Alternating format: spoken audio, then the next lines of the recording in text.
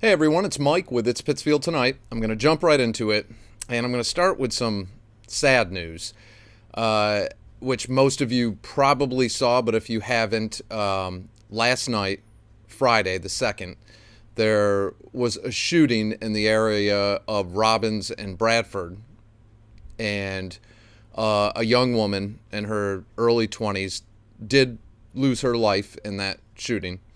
Uh, Horrible situation. The scanner was going crazy. It sounded like there was another incident very close by. I haven't heard anything official on that, but it was a crazy night. And again, unfortunately, a young woman was killed in that situation. And crime in Pittsfield has been an issue for quite some time. Uh, for 6, 7 years, we have ranked at the top of the list as a very dangerous place as far as state statistics go. And I know a lot of our local politicians don't like to hear that, but a lot of them, including the mayor we have now, used those same statistics for their campaign when they were running against the incumbents at the time before they took office. They're real statistics. It does create a frightening situation for people in those neighborhoods. One individual that messaged me when I did the video with Mark Tully on the poorhouse, which was a historical video. It wasn't saying that we should open another poorhouse. It was the history of something that took place in the city. And he sent me a message. He was upset. And he said, yeah, well, why don't, something like to the effect of, why don't you go move down to one of these streets like Robbins Ave and you tell me what's really going on. Bad stuff is going on at night. It's dangerous. You don't understand what people have to go through every day and every night who live in those neighborhoods. And I thought of that individual when I saw where this particular shooting took place. And they're always concentrated in these same areas. That's why I've heard some of our city councilors refer to Pittsfield as a big city. We are not a big city at all. On a Sunday, in most big cities, they have the same amount, if not more, people at a football game than we have in the city of Pittsfield.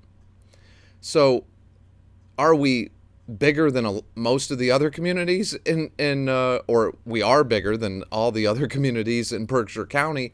Yes, but I would not say Pittsfield is a big city by any stretch of the imagination. Part of our appeal is we are a small community. So when you see year after year after year after year, all these incidents happening in the same neighborhoods, same streets, it's very frustrating. Hopefully something can come out of this. Hopefully they catch the people who did it or person who did it.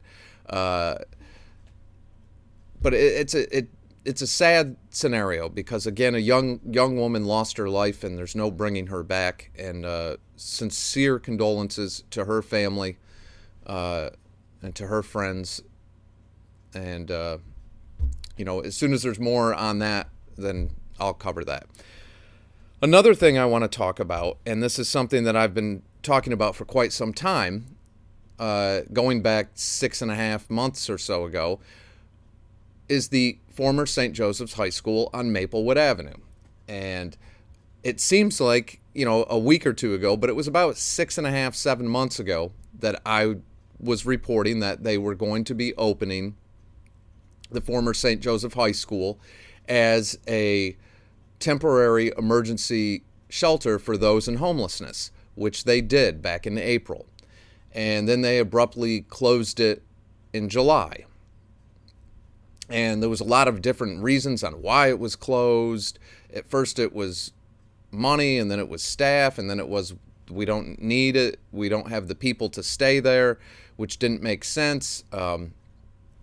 So I covered it when it opened, I covered it when it closed, which shortly after it closed, it displaced many, many people that were staying there, record numbers that we've never seen before, that moved into places like Springside Park, which was a massive problem throughout the summer since then, because the park became this basically an encampment for those in homelessness. And the city kind of went along with it. The mayor went down there, told them they could set their tents up. No one was going to bother them, any of that. It became a massive issue because problems that a lot of the individuals were going through. There was a segment of that population that had substance problems, mental health problems. There was another segment of that population that was just didn't have the means to get into housing. And under the circumstances during this coronavirus, it's been very difficult for people to get into housing because some of the vacancies that you normally would see in some properties have not happened because there's the guidance. I don't know if it's a state guidance or federal guidance, but you can't evict anybody even for failure to pay rent from March all the way till I think that expires this month, unless they extend that. So it created a lot of problems, and we had massive numbers staying in that park. When I broke that story, it did bring a lot of attention. The community stepped up, but then the mayor kind of pulled back on that, and with the Parks Department said no more donations to be dropped off there after these people were told that they would be helped. And then shortly after that, a young man took his life in that park. That's just a whole fiasco. Well, now former St. Joseph's High School is going to be reopened again as an emergency homeless shelter. So now they're saying it will be reopened from November 1st until May 1st. And it will be from 4 p.m. to 8 a.m. On weekends, it will be 24/7, weekends and holidays. And then also in code blue area, when the weather is in code blue, which I forget what the exact temperature is. The mayor's email said 20 degrees or colder. It'll be open for them to stay in all day. Other than that, though, they will have to leave at 8 a.m. and can't come back till 4 p.m. That shelter should have never been closed. Now, the mayor and the head of ServiceNet will be running this, and according to what the mayor has said, that ServiceNet will be contracting the property directly from the Catholic Diocese of Springfield. So I can see where the mayor's kind of pulling back off of this, as she should if the city doesn't have any involvement in this. But I'll find out a little bit more on that when there is of what I can. But they should have never closed it. Ever, ever, ever. That should have never happened. They said back in July that the Diocese of Springfield told them they had to get out. They had till August 1st to get out. Not from what I'm hearing. And how would that make any sense that here we are in November and the diocese is saying, yes, you can use it till May now? The whole thing is very confusing. The way it was run by ServiceNet when it was open for that short period of time was a disaster. Either they didn't have the manpower to staff it, or whatever it was. I don't know what's going to change on that this time around. Hopefully something does. Also, a number of 50 people is being mentioned. Now, I don't know if that's a number that they're capping as a capacity for there, or if that's what they're saying we have in homelessness right now, because that's not even close. The number of those in homelessness right now is closer to 90. I've gotten different information from people, but it's somewhere between 85 and the low 90s. So how many will take advantage of that situation and go back to that shelter with ServiceNet running it? That I don't know, because again, when they abruptly closed it in July, they threw away a lot of belongings that people needed and wanted. And that was another story that I broke when myself and another individual found it in the trash. All of their stuff that was thrown away. So that was a problem. So one of the meetings, the they had, I don't know if it was a council meeting, city council meeting, or if it was public health and safety, which I think that's what it was. I'm not positive on that, but Kevin Morandi, our Ward 2 city councilor, had asked Jay Sacchetti about the number of calls that went to the Pittsfield Police Department to come to that shelter. And first, Jay Sacchetti, who is, I guess he's the vice president of ServiceNet. I don't know his exact title.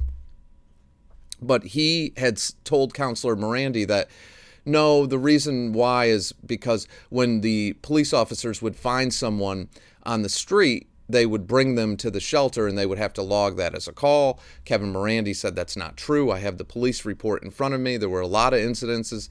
Then Mr. Sacchetti said that, well, none of them they weren't abiding by the rules. They were using drugs and drinking. Look, I thought, again, I've said this before and I'll say it now, I thought ServiceNet was responsible for that. I mean, they're responsible for having rules and doing things a certain way. So hopefully this go around, those problems are not happening. So that's one to keep an eye on. But through the coverage that I have done on this, through the pressure as once I broke that story as a community we have put on this, it has stayed in the forefront and is getting the attention that it deserves, and that shelter is finally going to be reopened. It needed to happen. It should have never been closed. That was completely irresponsible, but it is going to be reopened. Hopefully, now supposedly they're going to talk with neighbors and they're going to talk with businesses in the area and get input from them. Something they should have done the last time, which I said over and over and over. Well, hopefully they really follow through with that this time. That's what they're saying they're going to do. They're going to address any concerns of people, neighbors in that area and businesses in the area, and how this could potentially affect them. So we'll see what happens, but it needs to be done right, and hopefully it does. So that is it for now. I will stay on top of that, but as that stands, that is good news. The unfortunate part is it won't be till November 1st, so hopefully the weather can hold out and remain mild until then. And we'll see what happens with that, and I will follow through as that story progresses. So stay on top of it, everyone. Really. Call your counselors, find out what's going on, stay on top of it. Let's keep this in the forefront. What happened at Springside Park, we can never allow that to happen again. And what happened, the way that shelter was run when it was open prior to that, we can never allow that to happen again either. So we do, as a community, we need to stay on top of this to make sure that it's done right. Another thing I just want to mention real quickly before I wrap it up is many of you have seen the pictures I've been posting of a lot of our local pizzerias. And I decided with the popularity of that, how those are going, because everyone has their own special pizza spot in Pittsfield, which I think is great. We have some independent pizza shops here that have been here forever, it seems like, and they have a loyal following. There's some of the best food that we have to offer in the community. We've got some great pizzerias here. We really do. East Side, Tyler Street Pizza House, South Street Pizza House are the three that I've done. I'm going to go through all of them, and I'm going to put photos up of each one of them. And then after we get them all up there, I'm going to do an individual video for free for all of them. I think it's important, especially right now, that we really support local businesses. So I'm going to start with those, and then I'm going to move on to other restaurants and other businesses until we go through the list and give back to the community that way. That's something I want to do. Also, the GoFundMe for the page, I'm going to put that up Monday morning. Maybe tomorrow on Sunday, but most likely Monday morning. I keep saying that, but it will be up. And the people that have messaged me, I can't tell you how much I appreciate your support.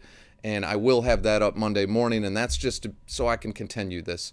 There's some equipment that I need to replace doing this, and rather than selling advertising, I want to be able to continue to do all the things that I do through this page for free. And so the people that have messaged me that want to help, I can't tell you how much I appreciate it. And I will have that GoFundMe up by Monday morning, the very latest. So that is it for now. Everyone stay safe. and I will catch y'all on Monday morning.